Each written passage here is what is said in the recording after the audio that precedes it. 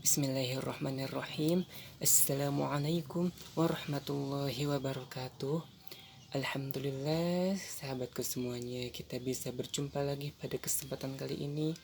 Semoga kita semuanya selalu diberikan kesehatan oleh Allah Subhanahu wa taala, dijauhkan dari segala mara bahaya apapun, dan semoga kehidupan kita semuanya selalu diberikan keberkahan oleh Allah Subhanahu wa taala. Amin ya Allah ya rabbal alamin. Alangkah baiknya untuk mengawali pertemuan kita di hari ini, kita awali juga dengan membacakan sholawat kepada Rasulullah Shallallahu Alaihi Wasallam. Semoga kita semuanya mendapatkan syafaatul uzma di yaumil qiyamah nanti. Amin ya Allah ya rabbal alamin. Sallallahu ala Muhammad, sallallahu alaihi wasallam, sallallahu ala Muhammad, sallallahu alaihi wasallam. Sahabatku semuanya, saya mungkin pada kesempatan kali ini saya insya Allah akan mencoba membahas tentang perkara yang dapat membatalkan wudhu. Dalam kitab Safinatun Najah, hal yang dapat membatalkan wudhu itu ada 4. Yang pertama, keluarnya sesuatu dari kubul maupun dubur. Kubul itu palawangan lubang depan atau alat kelamin, dan dubur itu pantat atau tempat BAB. Ada yang keluar dari 2 lubang itu, baik yang biasa maupun yang luar biasa. Biasanya kan yang keluar dari kubul itu air kencing, dan yang biasa keluar dari dubur itu adalah kotoran atau BAB. Nah, itu yang biasa.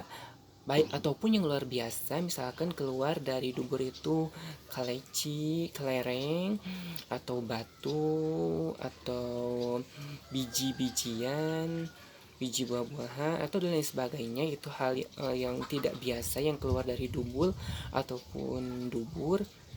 Nah, itu juga dapat membatalkan wudhu.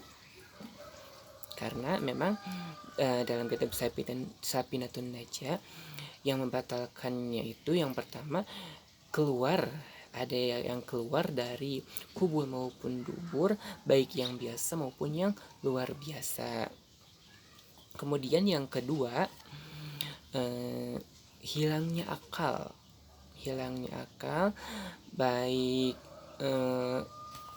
disengaja ataupun tidak disengaja, kecuali orang yang tidur yang menetapkan tempat duduknya di atas bumi atau ke tanah, ke lantai, itu tidak batal. Karena kan tidur itu hilang akal dan dapat membatalkan puasa. Tapi jika tidurnya sambil duduk, kemudian dia tetap duduk, merapatkan pantatnya ke bumi atau ke lantai, tidak berubah ketika dia bangun dari tidurnya, maka dia tidak batal wudhunya. Tapi kalau dia berubah, bergerak-gerak sehingga dari yang asalnya duduk, sehingga kemudian ketika dia bangun dari tidur jadi berdiri atau jadi pindah tempat tidurnya, maka itu udah batal wudhunya tetap.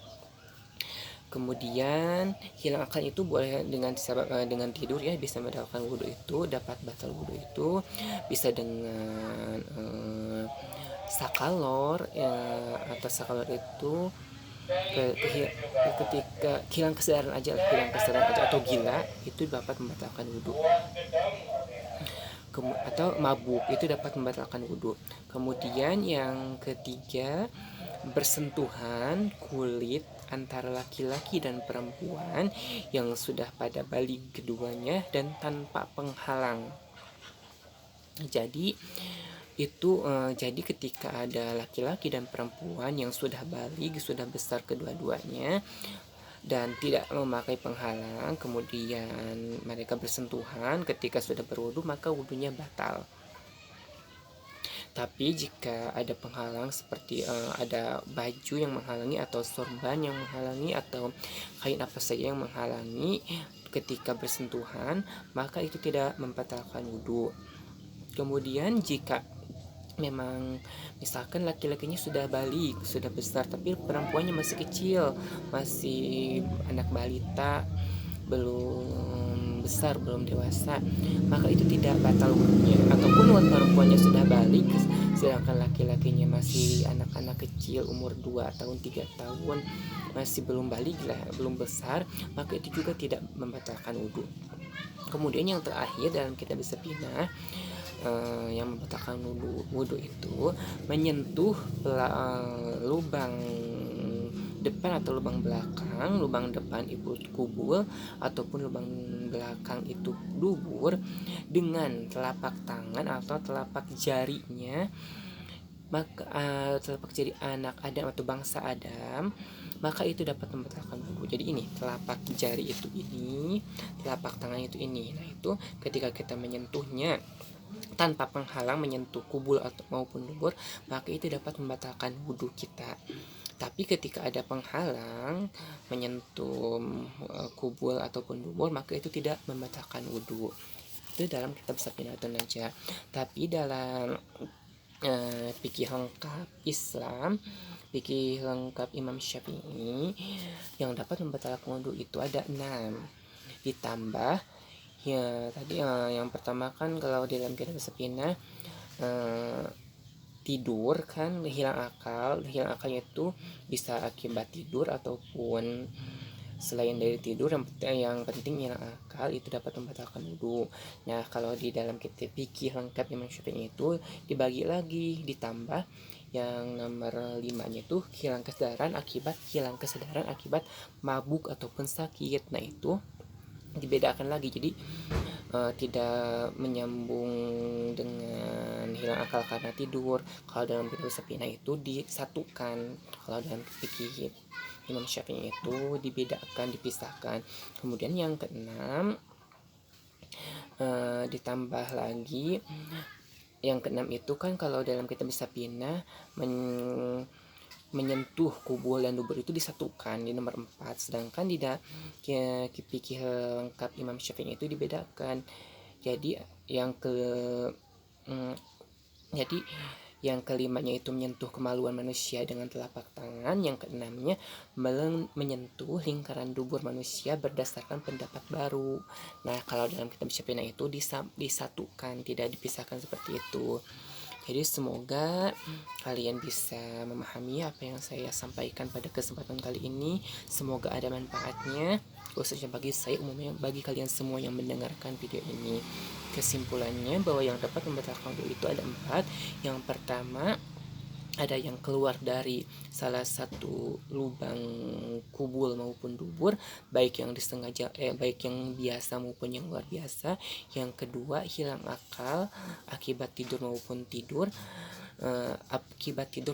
selain dari tidur, kecuali tidurnya orang yang menetapkan tempat duduknya di atas bumi. Kemudian yang ketiga, bersentuhan antara laki-laki dan perempuan yang sudah pada besar atau balik tanpa penghalang. Kemudian yang keempat, menyentuh kubul atau dubur anak Adam dengan dampal tangan atau dampal jarinya. Sekian dari saya, mohon maaf atas segala kekurangan dan kesalahannya. Wallahu muwaffiq ila aqwamit thoriq. Wassalamualaikum warahmatullahi wabarakatuh.